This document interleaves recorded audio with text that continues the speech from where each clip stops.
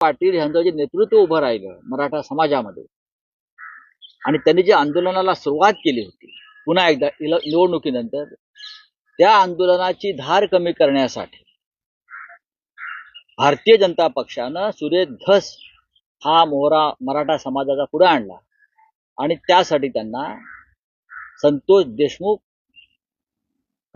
खुनाचा त्यांनी वापर केला. मग या खून प्रकरणात भाजपचा हात आहे का? लोकांचं लक्ष विचलित करण्यासाठी हे पाहावं लागेल. मग अशा प्रकारची लढाई सोमनाथ सूर्यवंशीच्या प्रकरणात का करायला लावली नाही तुम्ही? कारण का दलित होता तो? सोमनाथ सूर्यवंशी हा संविधानाचं रक्षण करण्यासाठी मारला गेला, पोलीस लॉकअप मध्ये मारला गेला. त्याच्यावरती कोणी आंदोलन केलं नाही, करायला लावलं नाही भाजपनं. पण संतोष देशमुख प्रकरणामध्ये हा वापर केला गेला. हे भारतीय जनता पक्षाच्या राजकारणाचं एक स्वरूप आहे.